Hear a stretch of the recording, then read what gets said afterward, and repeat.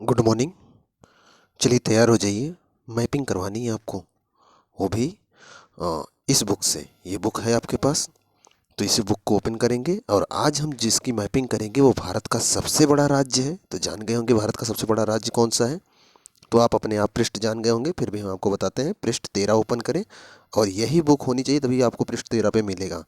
तो student Oxford student Atlas, ये book खोलिए। जो चीज़ें इंपॉर्टेंट बताते हैं आप वहीं गोला करके लिख लिया करें या फिर कॉपी में कहीं पर तीर बना के लिख लिया करें, लेकिन लिखा ज़रूर करें, लिखने से तैयार होता है।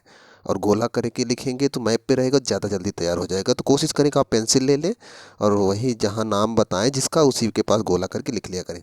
चलिए पृष्ठ 13 ओपन करिए और मैपिंग शुरू करते हैं। चलिए मैप खुल गया होगा आपको, और एक ऐसा ही मैप आपके सामने होगा, पीले कलर में होगा आपका, और उसमें ऐसे जिले नहीं अलग किए गए होंगे। लेकिन मैपिंग शुरू करते हैं। पेंसिल होना चाहिए और एक कॉपी भी होनी चाहिए। जो इंपॉर्टेंट चीज़ें बताएं नोट कर लीजिएगा। मैप से ही आप लगभग 30 से 40% भूगोल कवर कर लेंगे, एसएससी वाला। इसलिए मैप को बहुत ध्यान से किया करें, क्योंकि यहाँ से आपको फैक्ट भी मिलेंगे, प्लस सीमावर्ती राज्यों से जो क्वेश्चन आते हैं वो भी कंप्लीट हो जाएंगे। तो आप पहले इसी पृष्ठ 13 पर आप कोने पर देखो, एक पूरा भारत का मैप बना हुआ है, और वहाँ से देख कर बताओ कि राजस्थान कितने राज्यों को टच कर रहा है। तो सबसे नीचे गुजरात मिल जाएगा, ऊपर जाएंगे आप तो पंजाब मिलेगा, हरियाणा मिलेगा। राज्य गिन लो, पंजाब, हरियाणा, उत्तर प्रदेश का भी बॉर्डर टच करता है, ध्यान से देखेंगे तो मिलेगा। तो पंजाब, हरियाणा, उत्तर प्रदेश, मध्य प्रदेश और महाराष्ट्र, गुजरात, इतने राज्य महाराष्ट्र नहीं है, पंजाब, हरियाणा, उत्तर प्रदेश, मध्य प्रदेश, गुजरात, इतने राज्य मध्य प्रदेश राजस्थान से सीमा बनाते हैं। और दाहिने बाएं तरफ तो पाकिस्तान है, इधर पाकिस्तान है, ध्यान रखिएगा। ये पाकिस्तान है, नहीं तो नीचे पंजाब है। मैप आप देख लिए होंगे। चलिए फिर मैपिंग शुरू करते हैं। और मैपिंग शुरू करने का सबसे अच्छा, जो सबसे सस्ता तरीका हमने आपको बताया है कि हम उस राज्य की राजधानी पर निकल चले, और राज्य की राजधानी पर निकल के उसी के आसपास घूम के सभी महत्वपूर्ण फैक्ट कवर कर लें जो वहाँ से क्वेश्चन बनते हैं। तो राजस्थान की राजधानी तो पता होगी आपको। चलो फिर, राजधानी पता है, चलिए हम बताते हैं। राजस्थान की राजधानी जयपुर, ये रहा। मिला आपको जयपुर, ध्यान से देखो, जयपुर मिलेगा आपको। दाहिने तरफ देखो, आपको जयपुर मिलेगा, मिल गया होगा। अब जयपुर की कुछ विशेषताएं बताते हैं। पहली बात तो ये राजस्थान की राजधानी है, ये याद रहेगा। और जयपुर के ऊपर जब देखो आपको आमेर मिलेगा। आमेर का किला याद है ना, महाराजा भारमल की पुत्री थी कोई, वहीं आमेर से ही थी जिन्होंने अकबर के साथ निकाह किया था, याद है। तो वो ये वही आमेर है, देख लीजिए ध्यान से, जयपुर के ऊपर है। और जयपुर में हवाई अड्डा छपा हुआ है, तो इसका मतलब आपको याद होना चाहिए कि यहाँ पर हवाई जहाज़ छपा हुआ है, तो इसका मतलब यहाँ हवाई अड्डा है। दूसरी बात, जयपुर को किस नाम से जानते हैं? तो जयपुर को बोलते हैं हवा महल। जयपुर में हवा महल भी है, जिसे सवाई राजा जयसिंह ने बनवाया था। और जयपुर को गुलाबी नगरी के नाम से जाना जाता है। इस मैप पे हमने हरे कलर का दिखा रखा है, जयपुर को गुलाबी नगरी के नाम से जाना जाता है। यहाँ पर बहुत सारे सिटी जो हैं, बहुत सारे घर गुलाबी रंग में हैं, तो इसलिए इसे गुलाबी नगरी भी कहा जाता है जयपुर को। इम्पोर्टेंट फैक्ट है, याद रखिएगा। और इस यहाँ पर हवा महल भी है, जिसे कि सवाई राजा जयसिंह ने बनवाया था, ये भी याद रहेंगे आप। ठीक है, अब इसके आसपास घूमकर चीज़ों को कवर करते हैं। तो जयपुर से आप दाहिने चलो, पहले दाहिने चलोगे तो आपको मिलेगा भरतपुर, एकदम से यूपी के बॉर्डर के पास मिलेगा आपको भरतपुर। ध्यान से देखो, आपको भरतपुर मिल जाएगा। मिला भरतपुर। भरतपुर को गोला करिए, उत्तर प्रदेश ये बॉर्डर बनाता है। पहली बात तो ये याद रखिएगा, देखिए जो हमने गोला किया है इसके पास, ये उत्तर प्रदेश है ना, तो उत्तर प्रदेश ये गोला कर तो मतलब बॉर्डर बनाता है, एक जिला है ये राजस्थान का। भरतपुर में एक पक्षी अभ्यारण्य है, केवला देव घाना पक्षी अभ्यारण्य, दिख रहा है आपको, लिखा भी है केवला देव घाना पक्षी अभ्यारण्य। इंपॉर्टेंट है, मोस्ट इंपॉर्टेंट है, कई बार पूछा गया केवला देव घाना वन्य जीव अभ्यारण्य पक्षी अभ्यारण्य कहाँ पर है। तो ये भरतपुर राजस्थान में, राजस्थान के भरतपुर में है। और जानते हैं यहाँ पर साइबेरियाई सारस, मतलब रूस से यहाँ पर सारस आते हैं प्रवासी पक्षी के तौर पर। तो ये बहुत बार पूछा गया है कि साइबेरियाई सारस कहाँ आते हैं? तो राजस्थान में भरतपुर वन्यजीव अभ्यारण्य में आते हैं। भरतपुर के केवलादेव घाना वन्यजीव अभ्यारण्य में आते हैं। मोस्ट इंपॉर्टेंट फैक्ट है, बता रहा हूँ, याद रखिएगा इसको, कई बार पूछा गया है। ठीक है, ठीक। अब ऐसा करिए, आप भरतपुर से बाएं देखिए, आपको मिलेगा सरिस्का। मिला? सरिस्का गोला करिए, एक टाइगर रिजर्व है, ये बाघ अभ्यारण्य है। सरिस्का वन्य जीव अभ्यारण्य, सरिस्का बाघ अभ्यारण्य कहाँ पर है? राजस्थान में। केवलादेव घाना पक्षी विहार कहाँ पर है? राजस्थान में। दोनों बहुत इंपॉर्टेंट है, बहुत ज़्यादा इंपॉर्टेंट है, याद रखिएगा इसको। ठीक। अब आप जहाँ सरिस्का लिखा है उसके ऊपर आप देखो, आपको अलवर मिलेगा। अलवर मिला? अलवर गोला करिए इसको। अलवर में क्या है? तांबा। तांबा उत्पादन की खाने हैं, यहाँ से तांबा निकाला जाता है अलवर से। आप वहीं कोष्टक गोला बना के तांबा लिख लीजिएगा, यहाँ से तांबा निकाला जाता है। इंपॉर्टेंट फैक्ट है इसलिए मैं बता रहा हूँ, ध्यान रखिएगा थोड़ा सा। अब राजस्थान बहुत बड़ा है, थोड़ा ध्यान से मैपिंग करिएगा, नहीं तो खो जाओगे, मिलोगे नहीं। इतना बड़ा राज्य है ना, पता नहीं चलेगा किधर रह गए। ठीक। और ज़्यादातर जानते हो, जो जैसे जो लोग पीसीस का फॉर्म हम डालते हैं, तो अक्सर यहीं पास का ही ज़िला लेते हैं। जैसे भरतपुर किसी को मिल गया, किसी को अलवर मिल गया, अक्सर लोग भरतपुर ही लेते हैं क्योंकि एकदम बॉर्डर पे है उत्तर प्रदेश के, तो ज़्यादा दूर नहीं जाना पड़ता। ठीक। चलिए, अलवर मिल गया आपको, तांबा उत्पादन के लिए मशहूर है। ठीक। अब आगे बढ़ते हैं। ऐसा करिए आप, सरी अलवर से थोड़ा सा बाएं ऊपर की तरफ देखो आप। अलवर से बाएं ऊपर की तरफ, मतलब इधर के क्षेत्र में आपको मिलेगा झुंझुनू। गोला करिए। झुंझुनू मोस्ट इम्पोर्टेंट है, झुंझुनू गोला करिए। तांबा उत्पादन के लिए मशहूर है, गोला करिए और लिखिए तांबा। और उसके ऊपर पिलानी है, वहाँ भी निकलता है तांबा। मिला? झुंझुनू। अब झुंझुनू से बाएं चलिए तो आपको मिलेगा चूरू। मिला? चूरू पे गोला करिए। इसे बोलते हैं गेटवे टू थार, मतलब कि आगे, ये तो जानते हो ना, राजस्थान में थार मरुस्थल है इधर के क्षेत्र में, तो थार में प्रवेश करने का एक प्रकार से इसे गेटवे बोलते हैं। गेटवे टू थार चूरू को बोलते हैं, याद रखिएगा, इंपॉर्टेंट है ये चूरू। और जानते हैं, ये जो चूरू का आसपास का बेल्ट है, मतलब इधर वाला क्षेत्र, ये बिजनेसमैनों का बेल्ट है। यहाँ पर बिजनेसमैन बहुत हुए हैं इधर के क्षेत्र में, और यहीं से निकल निकल के बाहर भी जाकर लोगों ने बिजनेस कर रखा है। तो चूरू बड़ा मशहूर है, ध्यान रहेगा। थोड़ा सा ऐसा करते हैं, चूरू से आप और बाएं आइए, थोड़ा बाएं आएंगे तो आपको मिलेगा बीकानेर। मिला? बीकानेर गोला करिए। जानते हैं बीकानेर में लिग्नाइट कोयला प्राप्त होता है। बीकानेर ये वाला क्षेत्र, बीकानेर में लिग्नाइट कोयला प्राप्त होता है, याद रखिएगा। कोयले का एक अच्छी क्वालिटी माना जाता है। सबसे अच्छा तो मिलता है लिग्नाइट एंथ्रासाइट, लेकिन लिग्नाइट भी ठीक ठाक ही माना जाता है। तो लिग्नाइट कोयला बीकानेर में मिलता है। थोड़ा सा और ऊपर बढ़ लेते हैं, और ऊपर जाएंगे तो आपको मिलेगा सूरतगढ़। सूरतगढ़ के ऊपर हनुमानगढ़। हनुमानगढ़ के ऊपर आपको मिलेगा गंगानगर। श्री गंगानगर बोलते हैं, गोला करिए गंगानगर को। हाँ, तो आपको मिला गंगानगर। गंगानगर पे गोला करिए और वहाँ लिखिए। यहाँ पर जानते हैं बहुत ज़्यादा कुछ मशहूर नहीं है, लेकिन कुछ चीज़ें यहाँ बता रहा हूँ। यहाँ लैला मजनू की मज़ार है। एक बार कहीं क्वेश्चन मैंने देखा था, बहुत रेयरली ऐसा क्वेश्चन पूछा जा सकता है कि लैला मजनू की मज़ार कहाँ है, तो जनरली ऐसे जानते रहिएगा, लैला मजनू की मज़ार गंगानगर में। ऐसे क्वेश्चन पूछे नहीं जाते, बस ऐसे बता दिया, फैक्ट था। और दूसरी बात, गंगानगर वाला वो पार्ट देखो आप, टच करता है पंजाब को। हनुमानगढ़ और गंगानगर को पार्ट ध्यान से देखो, पंजाब को टच कर रहा है ना। तो ये दरअसल इधर वाला क्षेत्र रेगिस्तानी है, मतलब रेगिस्तान है, पानी बहुत कम होता है ना इधर, खेती नहीं हो पाती। तो क्या किया गया है कि पंजाब में सतलज नदी का जल रोक कर, आप देखो तो उधर पाकिस्तान के क्षेत्र में आपको सतलज नदी दिख रही है, वही नदी पंजाब में गई हुई है। तो पंजाब में सतलज नदी का जल रोक कर वहीं से हरिके नामक स्थान पर जल रोका गया है, और वहीं से एक नहर निकाली गई है, और ऐसे नहर आई हुई है। तो ये जो नहर आई हुई है, ध्यान से देखो, आपको उसका नाम है इंदिरा गांधी नहर, लिखा होगा, देखो कांटेदार दिखाया गया है। ये इंदिरा गांधी नहर पंजाब से होकर आई हुई है, हनुमानगढ़, सूरतगढ़, उसके बाद ये आई हुई है इधर जैसलमेर तक। तो इधर के क्षेत्र में इंदिरा गांधी नहर से सिंचाई होती है, और ये पक्की नहर है, तो जानते रहेगा। इस तरह की नहर, पक्की नहर, पूरी तरह से भारत की सबसे बड़ी नहरों में गिनी जाती है ये। क्योंकि रेगिस्तान है इसलिए कच्ची नहर नहीं बना सकते, नहीं तो रेत का टीला होता है, उड़ जाएगा, ख़त्म हो जाएगा, इसलिए पक्की नहर बनाएगी इंदिरा गांधी नहर। ठीक। गंगानगर और हनुमानगढ़ के आसपास से आई हुई है। कहाँ से निकली है? सतलज नदी पे जो हरिके बैराज बनाया गया, वहाँ से निकली है, जानते रहेगा। तो इस सर के क्षेत्र में आई हुई, देख लो कितना दूर तक आया हुआ है। चलिए बीकानेर आपको मिल गया, लिग्नाइट कोयला हमने बता दिया था। अब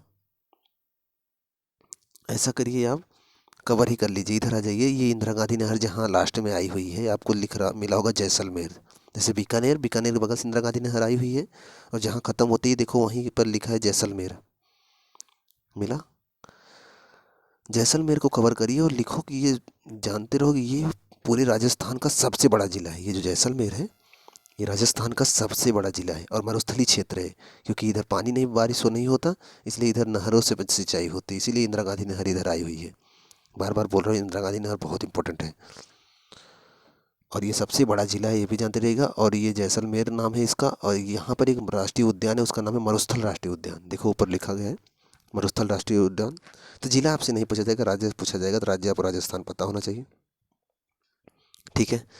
अब क्या हुआ कि ये जो मरुस्थलीय क्षेत्र है, तो यहाँ पर ज़्यादा लोग रहते नहीं, इसलिए यहाँ पर परीक्षण, जैसे परमाणु परीक्षण किया जाता है। तो जैसलमेर के दाहिने देखो आपको मिलेगा पोखरण, इधर के क्षेत्र में आपको मिलेगा पोखरण, जैसलमेर जिले के अंतर्गत ही आता है पोखरण। दिखा? गोला करिए, लिखिए परमाणु परीक्षण केंद्र। भारत का ढेर सारा परीक्षण तो यहीं से होता है, पोखरण आप नाम वैसे भी सुने होंगे। हो गया? ठीक है, जैसलमेर वापस चलिए, घूम लीजिए इसी बहाने। पता नहीं कोई घुमाएगा कि नहीं, हम तो आपको पता नहीं कितने राज्यों के जिलों में कितने पर्यटन स्थल घुमा लिए आपको। झुमरी तलैया, पंचमढ़ी, कोडाई कनाल, जुहू बीच, खंडाला, और कुछ याद है? डिडवा, हाँ, वेम्बनाड झील, ऊटी, पता नहीं कितनी जगह घुमा दिए आपको फ्री में। देखो इधर, ये मरुस्थल राष्ट्रीय उद्यान हो गया। इसके नीचे आप आओ तो आपको मिलेगा बाड़मेर। बाड़मेर चलो। बाड़मेर जो है ये दूसरा, राजस्थान का दूसरा सबसे बड़ा जिला है। ये तो जनरल फैक्ट है, ऐसा आपसे नहीं पूछा जाएगा।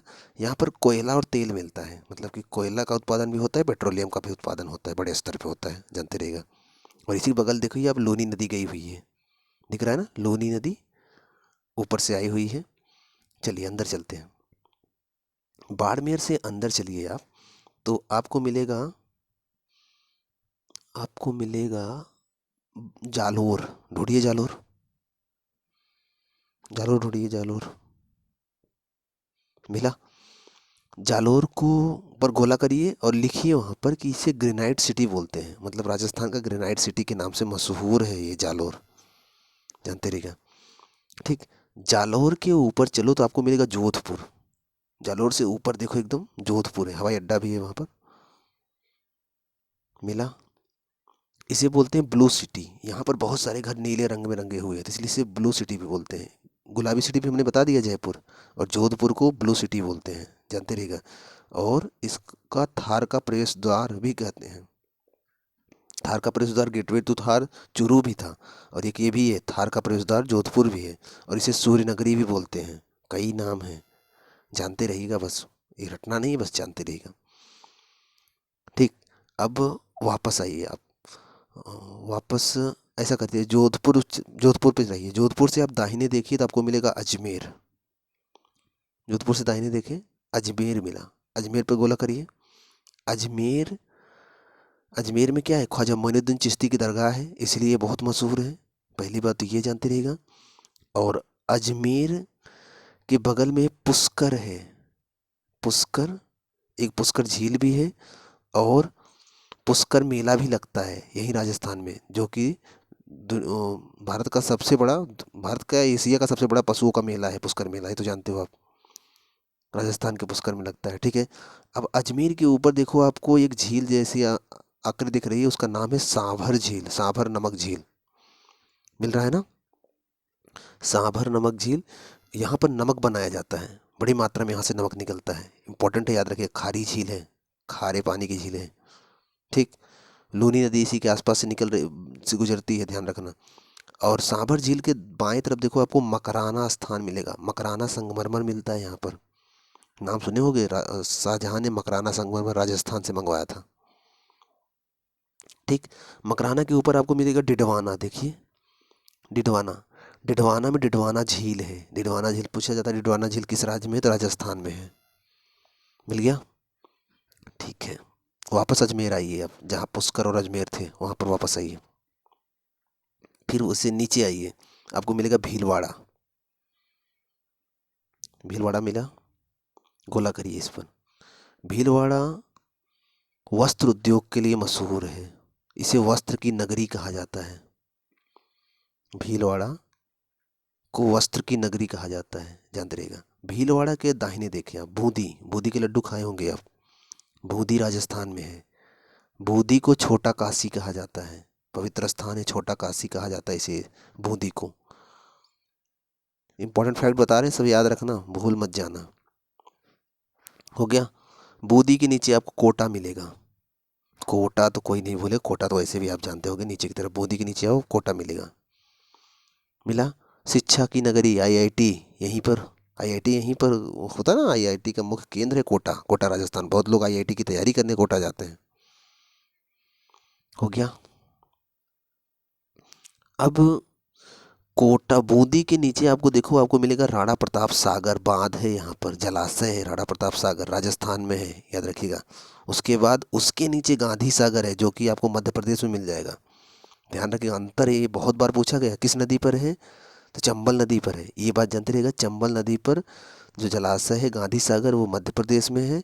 और जो राणा प्रताप सागर जलाशय है वो कहाँ पर है, कोटा के पास है, राजस्थान में।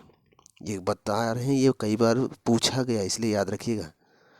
ठीक, ये हो गया। अब चित्तौड़, आप ऐसा करो, जहाँ राणा प्रताप सागर लिखा है उसके बाएं देखो, आपको मिलेगा चित्तौड़गढ़। चित्तौड़गढ़, चित्तौड़ का किला तो बड़ा मशहूर है, आप जानते होंगे, और इसको तो चित्तौड़ के किले को यूनेस्को में भी शामिल किया गया है, तो वैसे भी आप जानते होंगे। चित्तौड़ के नीचे आपको देखो ढेबर झील मिलेगा, ढेबर झील।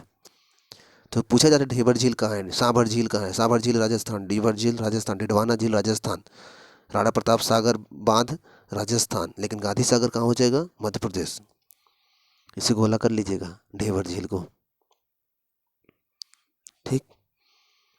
और इसी के पास में है ये उदयपुर है, उदयपुर देख रहे हो आप, ढेबर झील के बाएं देखो उदयपुर, उदयपुर हमें हवाई अड्डा भी है। और उसके बगल में कुंभलगढ़, कुंभलगढ़ रनकपुर अभ्यारण्य भी है, गोला कर लीजिएगा सब पर। और उदयपुर में फतेह सागर झील भी है, उदयपुर में फतेह सागर झील भी है, कुंभलगढ़ रनकपुर अभ्यारण्य भी है। और उसके दाहिनी तरफ आपको ढेबर झील मिल जाएगा। हो गया। ये सब चीज़ें याद रखिएगा, इसलिए बता रहा हूँ। अच्छा ठीक है, ढेबर झील के नीचे आपको देखो डूंगरपुर मिलेगा, ध्यान से देखो, डूंगरपुर मिला। डूंगरपुर आपको नीचे वाले क्षेत्र में मिलेगा। डूंगरपुर को सिटी ऑफ हिल्स कहा जाता है, पहाड़ों की सिटी कहा जाता है डूंगरपुर को, याद रखिएगा, इम्पोर्टेंट है। डूंगरपुर को सिटी ऑफ हिल्स कहा जाता है, इसलिए इसको याद रखिएगा। एक स्थान और भी इम्पोर्टेंट है, देख लीजिए आप। डूंगरपुर के दाहिनी तरफ थोड़ा नीचे देखो, आपको मिलेगा बांसवाड़ा। बांसवाड़ा को द्वीपों का नगर कहा जाता है, क्योंकि यहाँ से जो नदियाँ गुजरती हैं, खास करके एक नदी गुजरी है यहाँ से, लूनी नदी है, सॉरी माही नदी है। माही नदी में बहुत सारे छोटे छोटे द्वीप हैं, द्वीप बने हुए हैं, तो नदी द्वीप बोले जाते हैं वो। तो इसे बांसवाड़ा को द्वीपों का नगर कहा जाता है, इसलिए मशहूर है, जानते रहेगा। तो हमें लगता है हमने महत्वपूर्ण चीज़ें आपको बता दी हैं। और यहाँ पर माही नदी भी बहती है, और सोम नदी बहती है, पश्चिम बनास नदी है, सुलेरी नदी, खारी नदी, जवाई नदी, सुकरी नदी, बांदी नदी। तो नदियाँ तो यहाँ पर बहुत सारी हैं, जो छोटी मोटी हैं उसको जानना बहुत ज़्यादा ज़रूरी नहीं। हाँ, एक नदी आप देख लीजिए, कोटा के पास से देखिए एक नदी गई हुई है, काली सिंध लिखा गया है, वही मतलब काली सिंध उसमें मिली हुई है, और ये चंबल में मिली हुई है। चंबल देखो, मतलब यही राणा प्रताप सागर से आगे जो बढ़ी है, इसमें काली सिंध नदी आकर मिल जाती है, और चंबल नदी के नाम से ये आगे बढ़ती है। और चंबल नदी को देखो कितनी दूर तक मध्य प्रदेश और राजस्थान का बॉर्डर बनाते हुए जा रही है, मतलब एकदम बॉर्डर पे चल रही है। कितना, मतलब ऐसे कभी क्वेश्चन पूछ ले और ना देखे रहे तो ये होता है कि हमने जाना नहीं। हाँ, एक चीज़ और, आप देखो वहाँ पर आपको, जहाँ पर बोधी था, बोधी के ऊपर जाओ तो आपको मिलेगा रणथंभौर। रणथंभौर में किला भी है, रणथंभौर बाघ अभ्यारण्य भी है, गोला कर लीजिएगा, इंपॉर्टेंट है ये, रणथंभौर मिला।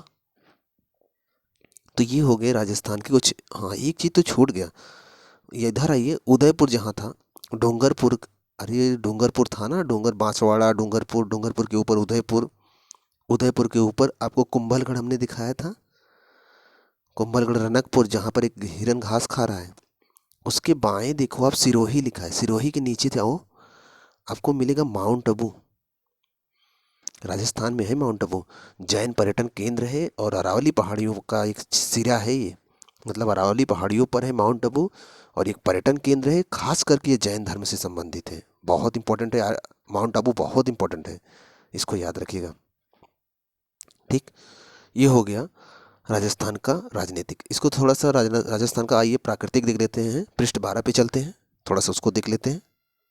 राजस्थान का प्राकृतिक देखोगे आप तो गुजरात के पार्ट से देखो, अरावली एक पर्वत गई हुई है। अरावली पर्वत श्रेणी सीधे निकल गई है, कहाँ तक? दिल्ली तक गई हुई है, ध्यान रखिएगा। मतलब कि अगर इधर से शुरू है तो ये ऐसे दिल्ली तक गई। ये दिल्ली आपको दिख रहा है ना, यहाँ तक ऐसे आई हुई है। और अरावली पर ही आप माउंट आबू की पहाड़ियाँ देखो, अरावली जहाँ लिखा उसके बगल में आबू की पहाड़ियाँ लिखी गई है। और इसी पर अरावली की सबसे ऊंची चोटी है, उसका नाम है गुरु शिखर, 1722 मीटर है, देख लीजिए। और यहाँ से कुछ नदियाँ निकलती हैं, जैसे सुलेरी नदी, खारी नदी, जवाई नदी, गोला कर लीजिएगा, सुकरी नदी, बांदी नदी, और ऊपर थोड़ा जाएंगे लूनी नदी, दिख रहा है। और ये सब के सब नदियाँ आकर गिरेंगी कहाँ? गुजरात से होकर अरब सागर में। ठीक, या फिर यही जो छोटा रण लिखा गया गुजरात में, अभी गुजरात का मैपिंग कराएंगे नेक्स्ट वीडियो में, तो यहीं रण में आकर गायब हो जाती हैं। ठीक, इसके बाद अरावली के दाहिनी तरफ देखो, आपको मेवाड़ का पठार मिलेगा। मेवाड़ के पठार पर ही चित्तौड़गढ़ है, चित्तौड़ जिसे, और वहीं पर एक नदी बह रही, बनास नदी और खारी नदी, बिराच नदी। उदयपुर भी चित्तौड़ के पठार पर है। उदयपुर के बगल में आप देखो ढेबर झील है, ध्यान से देख लीजिएगा इन सबको। और ऊपर जाएंगे तो आपको मिलेगा सांभर झील, हमने दिखा रखा है। सांभर झील के ऊपर आपको चूरू मिलेगा, बाएं तरफ जाएंगे बीकानेर मिलेगा, जैसलमेर मिलेगा, बाड़मेर मिलेगा, जोधपुर मिलेगा। जोधपुर के पास से ही लूनी नदी गई हुई है, दिख रहा है ना आपको। और लूनी नदी में ही बांदी, सुकरी, जवाई, सुलेरी सब मिली हुई है। और बाद में लूनी नदी गुजरात में जाकर उसके रण में, कच्छ के रण में गायब हो जाती है। हो गया। और इधर से देखो, ये जो कई नदियाँ गई हैं, टोंक के पास से बनास नाम से आगे बढ़ गई हैं और जाकर किस में मिल गई? चंबल में। चंबल में बहुत सारी नदियाँ मिली हैं। चंबल को ध्यान से देखो आप, चंबल में गंभीर मिली है, मोरेल मिली है, बनास मिली है। बनास की सहायक है बांदी, मासी, खारी। और इधर से काली सिंध भी मिली है, गुधा भी मिली है, कूनो नदी, कुंवारी नदी, परवान नदी, बहुत सारी हैं। और ध्यान दीजिएगा, चंबल में जो बांध है, राणा प्रताप सागर बांध है और गांधी सागर बांध है। ये सब चीज़ें इंपॉर्टेंट हैं, याद रखिएगा। तो ये हमने मोटा मोटा राजस्थान को कंप्लीट कर लिया। थोड़ा थोड़ा करके आप सभी मैप को एक बार कंप्लीट कर लेंगे तो मेरा दावा है 30 से 40% का भूगोल का क्वेश्चन आपको केवल मैप से हल कर डालोगे। आपको अलग से पढ़ने की ज़रूरत नहीं पड़ेगी, बस मैप अच्छे से ध्यान से कर डालो, आप ढेर सारा क्वेश्चन कर डालोगे, मैप से ही कर डालोगे। आपको भूगोल ज़्यादा पढ़ने की तब ज़रूरत भी नहीं पड़ेगी। कोशिश करके मेहनत करके करो, बहुत फ़ायदा मिलेगा। और चैनल पे पहली बार आए, चैनल को सब्सक्राइब कर लीजिए और मन लगा के पढ़िए। मिलते हैं आपसे नेक्स्ट वीडियो में, तब तक आप पढ़ते रहिए।